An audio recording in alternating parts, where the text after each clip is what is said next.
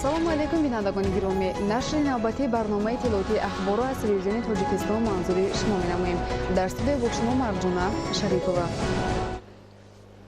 6 май моҳи шарифи Рамазон фаро мерасад. Ба ин муносибат асосгузори сулҳу ваҳдати миллӣ, пешвои миллат, президенти ҷумҳурии Тоҷикистон муҳтарам Эмомалӣ Раҳмон сокинони мамлакатро табрик намуданд. ҳоло таваҷҷӯҳ намоед ба табрикоти президенти ҷумҳурии Тоҷикистон муҳтарам Эмомалӣ Раҳмон ба муносибати фарорасии моҳи шарифи Рамазон.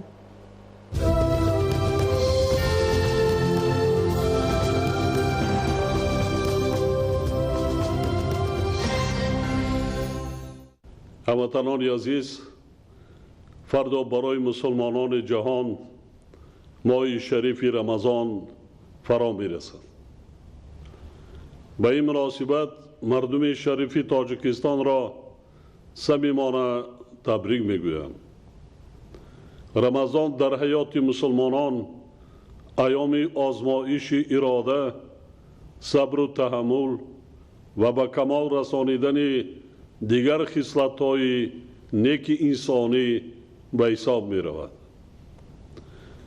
яке аз ҳикматҳои аслии моҳи шарифи Рамазон дар он ифода меёбад ки инсон бо эҳсоси гуруснагиву ташнагӣ аз ҳолати ятимону маъюбон, беморону эҳтиёҷмандон ва шахсони камбизоат بیشتر آگاه می گردد و برای آسان نمودن مشکلات آنها موافق امکانیت و توان خود دست کمک دراز می کند. یعنی روزه‌داری در طبیعت آدمان پیش از همه پاک نگاه داشتن دل و زبان، ظاهر و باطن با معامله نیک و مهربانی با جا آوردن عزت انسانی و رحم و شفقت را بیدار می سازد. مردم مسلمان ما در این ماه مبارک با عیادت پدر و مادران و بیماران و کمبیزات ها می روند، با یتیمان و معیوبان و شخصان احتیاجمند کمک می رسانند تا که با چنین اعمال خیرخواهانه صاحب ثواب بیشتر گردند. پرهیزکاری و لطف و احسان به اهل خاندان، خویش و تبار و همسایه ها و یار و دوستان، خودداری کردن از عملهای ناشایسته، اجرای کارهای خیر و ثواب و ارزش‌های دیگری هستند که رعایت آنها در این ماه مبارک به مسلمانان واجب دانسته شده است. فضیلت دیگر ماه رمضان در باطن هر یک مسلمان تشکل دادن خصلت جوانمردی و سخاوتمندی می باشد. طبق سرچشمه های معتمد، سخاوتمندی و جوانمردی و غمخواری و دلسوزی رسول اکرم در ماه شریف رمضان دوچند می شده است. در برابر این دادن صدقه فطر و عموماً همه گونه خیرات و صدقه در ماه شریف رمضان همچون یکی از واجبات دین مبین اسلام به شمار می رود. در آیت 60 سوره توبه به طور روشن و واضح با کدام طبقه آدمان دادن صدقه بیان شده است.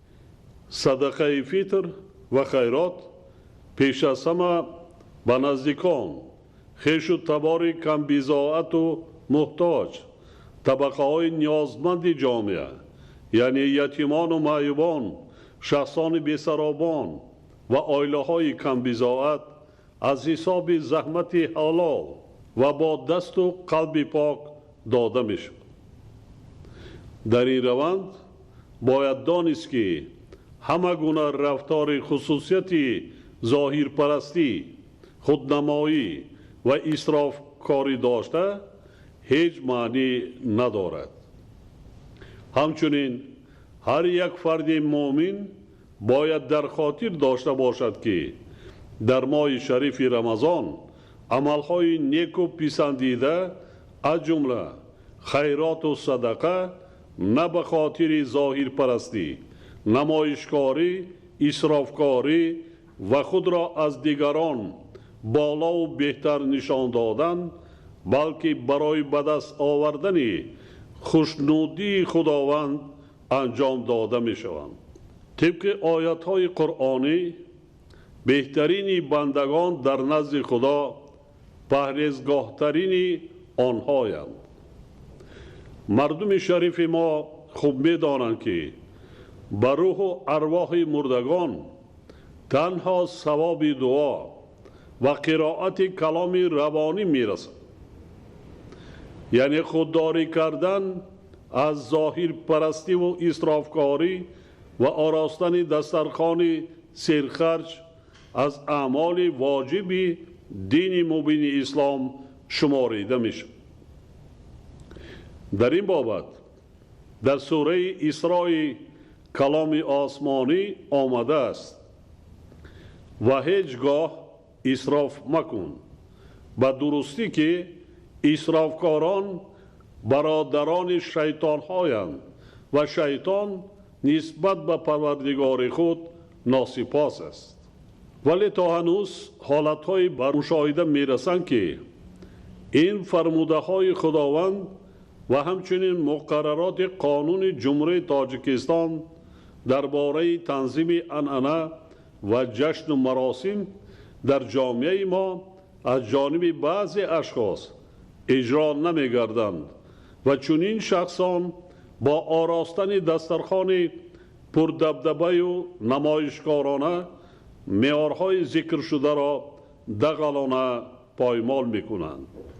وابسته به ماه مبارک رمضان تأکید یک مسئله دیگر را ضرور می شمارم که در فقه حنفی برای مسلمانان از جمله به زنان حامله و کودک شیرخوار داشته، مسافران، بیماران و برجاماندگان سبوکی ها مقرر شدند.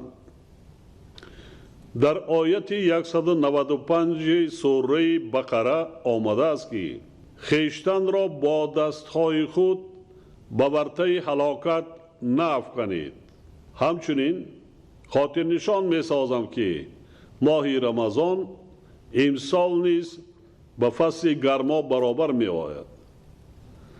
شخصانی که با کارهای صحرایی و دیگر نوعهای مهنت وزنین مشغولند در صورت داشتن روزه با مشقت سخت گرفتار می شوند یا حتی سلامتی آنها ضرر می بینند. اگر رزق و روزی با زحمت پرورش کرده مرد دهقان در وقتش جمع آوری نشود، چنین عمل باعث به مشکلات و سختی روبرو شدن روزگار مردم، یعنی قیمت شدن محصولات و حتی گرسنگی می گردد. چنانکه در آثار دانشمندان فقه حنفی ذکر شده است: شخصانی که به کسب و کار وزین مشغولند از جمله کشاورزان و کارگران کارگاه و کارخانه ها روزه نگرفتنشان ممکن است. گروه های ذکر شده مسلمانان می توانند در دیگر وقتی برایشان مساعد روزه گیرند. در سوره نساء قرآن مجید با اشاره به این معنی تاکید شده است: و خویشتن را مکوشید به درستی که خدا به شما مهربان است. وضع جهان معاصر مخصوصاً بعضی کشورهای مسلمانی سال به سال نارام گردیده، نزاعهای بین مذهبی طرف تیز و تند شده ایستادند که موج آنها می تواند سرحد دولت‌های آرام و آسوده را عبور کرده وضع داخلی آنها را نیز بی‌ثبات گرداند. همزمان با این خصوصاً سالهای آخر روند سیاسی ساختن اسلام وسعت خطرناک گرفته، هر روز باعث قتل و کشتار هزاران نفر اهالی آسایشته و بیخانه و جای ماندن میلیون ها نفر دیگر شده ایستاده است. اکثر گروه های افراطی اعمال ننگین خود را تحت نقاب اسلام صادر می کنند، حالانکه دین اسلام اصلا و مایتا ضد افراطگرایی و خشونت و قتل و کشتار بوده، برعکس آدمان را به انسان دوستی و کارهای نیک هدایت می نماید. بنابراین ما را ضرور است که هدف اساسی رویه های افراطی را به مردم، خصوصاً به نورسان و جوانان فهمانیم و نگذاریم که اندیشه های به مفکوره ما بیگانه در جامعه نفوذ پیدا کنند. در روند تعلیم و تربیت جوانان بخصوص به مسائل دوست داشتن وطن، احترام گذاشتن به مقدسات ملی و تاریخ و فرهنگ پرغناوت خلقمان، اینچنین پاس داشتن عزت و حرمت پدر و مادر و کلانسالان باید اعتبار اولین درجه ظاهر نماییم. ما باید شکرانه کنیم که دولت آزاد و وطن آباد داریم و از برکت صلح و آرامی و وحدت ملی در فضای آسوده زندگی میکنیم. طوری که بارها ابراز داشته بودم، در زندگی هر روزه امکانیت ثوابگیری خیلی زیاد است، ولی طبق مشاهده ها بعض تاجران در عرفه ماه رمضان و عیدها نرخ محصولات آذوقه را به خاطر درآمد مفت و بی اساس بلند می بردارند و با چنین کردار خود از یک طرف باعث آزرده خاطری هموطنان مسلمان خیش می گردند و از طرف دیگر خودشان و اهل خانوادهشان را از ثواب این ماه شریف محروم می سازند. در حدیث های پیغمبر اسلام عاقبت چنین رفتار تاکید شده است: هر کی نرخ را ارزان کرده مردم را به خود جلب می نماید، رزقش افزون می شود و هر کی نرخ را بالا می برد او شرمسار می گردد. یا در حدیث دیگر چنین آمده است: تاجر قیمت فروش و شخص خودکشی کرده در یک درجه قرار می گیرند، زیرا هر کی در کار از نرخگذاری روزگار مسلمانان، یعنی بالا بردن نرخ مالها، بر آنها دخالت کند، پس دانسته باشد که خداوند او را روز قیامت در آتش سوزان قرار می دهد. وقتهای آخر یک قسم هموطنان ما مبلغ‌های به نیت حج جمع آوردهشان را برای کارهای خیر، از جمله بنیاد مکتب و مرکزهای سلامتی، بنگاه‌های طبی، تعمیر راه و پل‌ها، کشیدن خط آب نوشاکی در محل زیست خود، ترمیم و آباد کردن منزل زیست خیش یا شخصان کم بضاعت صرف کرده ایستادند که این عمل البته باعث دستگیری و تحسین می باشد. طبق تعلیمات اسلام چنین کارها ثواب جاریه می باشند که از برکت آن خودی شخصان خیرخواه و همت بلند و اهل خاندان آنها به طور دائمی بهره‌ور می گردند. باور دارم که چنین روند نیک و سازنده در دایره آمادگی به 30 سالگی استقلالیت تاجیکستان عزیزمان وسعت بیشتر پیدا می کند و ما این جشن بزرگ ملی امان را در شرایط آرام و آسوده وطنمان و زندگی از امروز خیلی بهتری خلقمان استقبال می گیریم. بار دیگر فرارسیدن ماه شریف رمضان را با مردم شرفمند کشورمان تبریک گفته برای هر یک ساکن مملکت خانه آباد، رزق و روزی فراوان، تندرستی، فراخدستی و ایمان کامل و سعادت روزگار را آرزو می نمایم. فرارسی ماه شریف رمضان مبارک باشد هموطنان عزیز.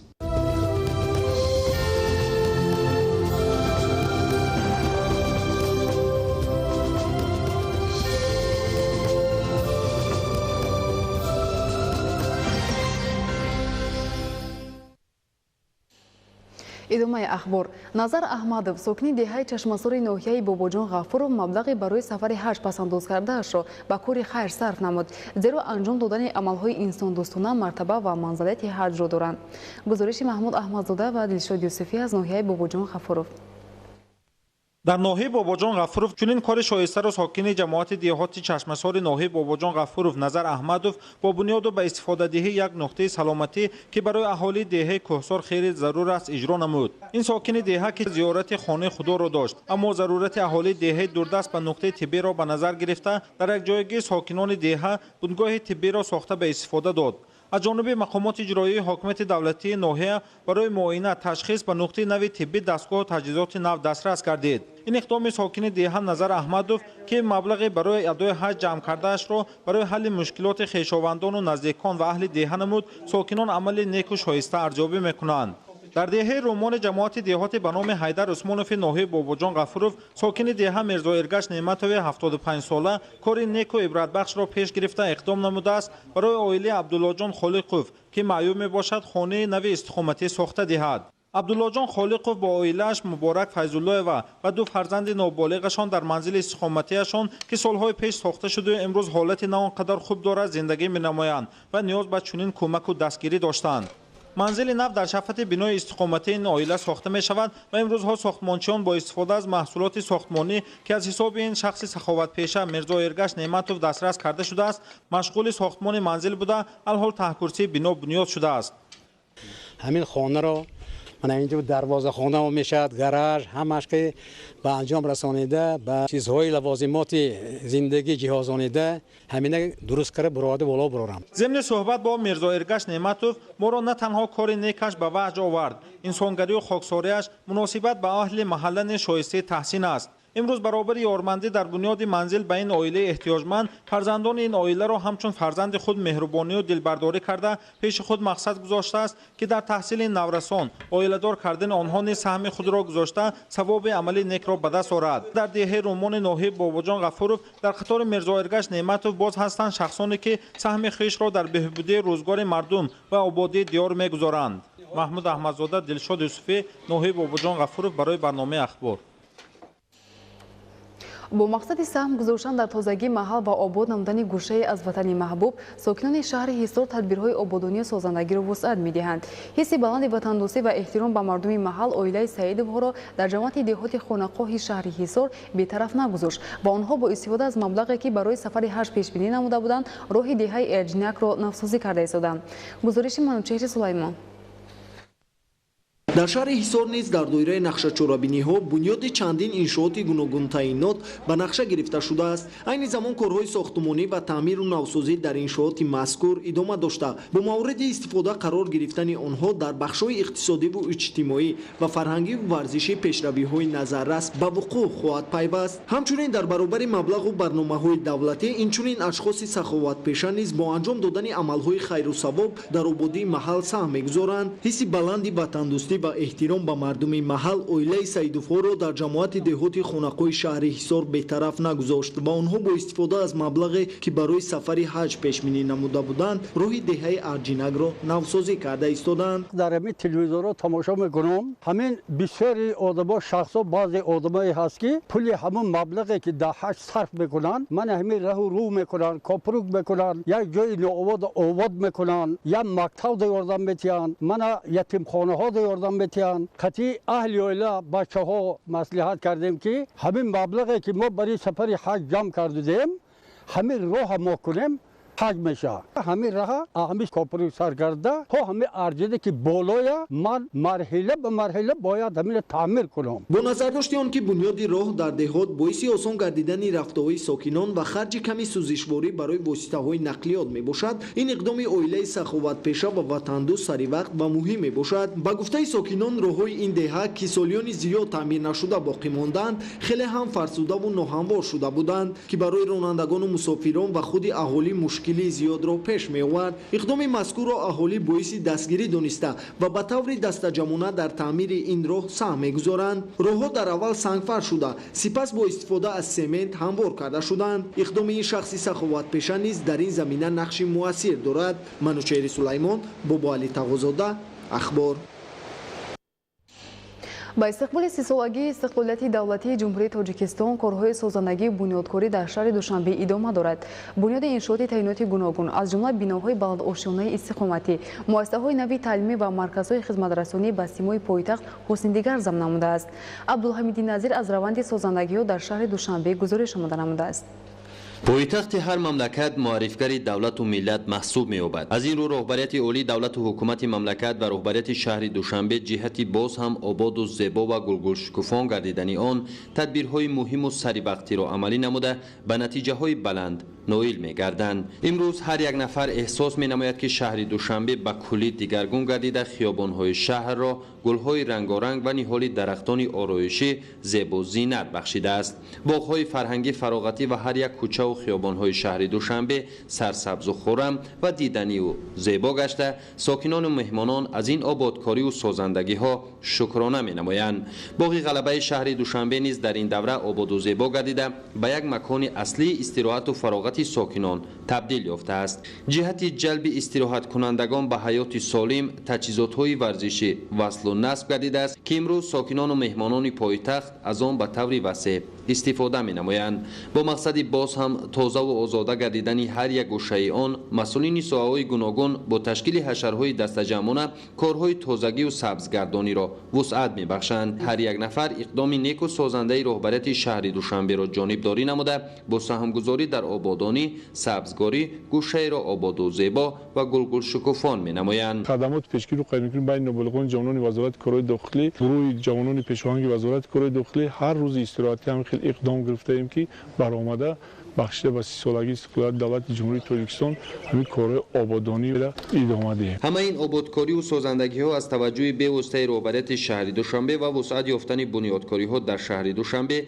و ذوق بلند زیبایی پرستی درک می‌دهد. جهت اجرای دستور و سپارش‌های سرور دولت، مقامات اجرایی حکومت دولتی شهر دوشنبه کارهای سازندگی و آبادانی را وسعت می‌بخشد که با این واسطه پایتخت مملکت شهر دوشنبه روز تا روز زیبا و دلنشین می‌گردد. مقامات اجرایی حکومت دولتی شهر دوشنبه دوام چند سال است که با مقصد بهتر کردن سلامتی ساکنان پایتخت، عمومیت تربیت جسمانی و ورزش هر هفته روزهای شنبه و یکشنبه چرابینی‌های گوناگون فرهنگی و ورزشی تشکیل می‌نماید. صبح امروز در باغ و گلگشت‌های پایتخت سیر و گشت دوچرخه‌رانی برگزار گردید. این چرابینی از باغ پرچم ملی آغاز گردیده در تمام مرکزهای فرهنگی و ورزشی با اشتراک دانشجویان و دیگر ساکنان شهر دوشنبه دایر شد. گزارش رحمت‌شاه عابد و ستمی محیدین.